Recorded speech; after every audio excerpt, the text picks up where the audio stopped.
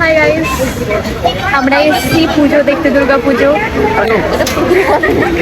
First day of Durga পুজো, আর চতুর্থী।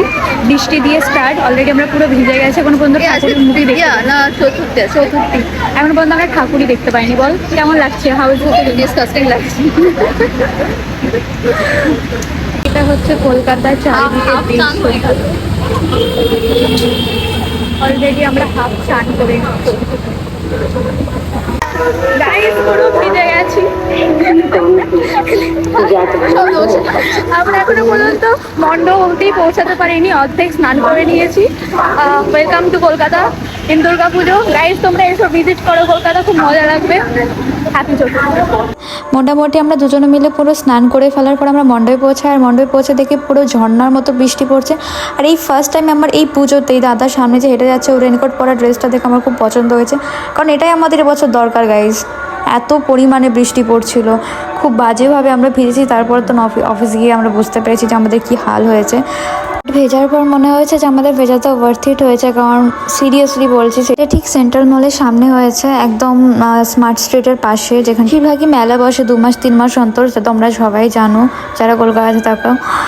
সত্যি বলছি, মানে ভেতরে ঢোকার পর একটা আলাদা রকম একটা মিউজিক, একটা এতটাই মানে একটা চুপচাপ, যারা একটু একা থাকতে পছন্দ করে তাদের একটুখানি লো মিউজিক পছন্দ, মানে সেরকম একটা মিউজিকের ওপর। তারপর একটা থিমটা এতটাই সুন্দর করেছে, তারপরে বৃষ্টি পড়ছে। আমার মনে হচ্ছে যেন সিরিয়াসলি আমার মানে ফার্স্ট টাইম এতগুলো পুজোতে ঘুরেছি, হয়তো 3-4 বছর পুজোতেই ঘুরেছি বড় হওয়ার পর, বাট এই ফার্স্ট টাইম তৃতীয়াতে ঘুরে আমার খুব ভালো লাগছে। আর ঠাকুরটা এতটাই মিষ্টি বানিয়েছে কি বলবো, মানে বলার মানে ভাষা হারিয়ে ফেলছিলাম। বাট ভেতরে যতক্ষণ ছিলাম ততক্ষণ শুধু আমরা ঠাকুরটা দেখে গেছি আর চারিদিকে থিমটা দেখে গেছি, প্রচণ্ড সুন্দর করেছে।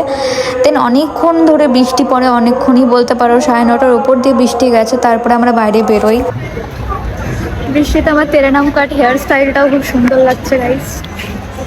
দেখো কত সুন্দর লাগছে আমি। বাকি সুন্দর মেকআপ করেছিলাম, বাট তেরেনাম কাটের জন্য আমার ফেসটা পুরো বিগড়ে গেছে।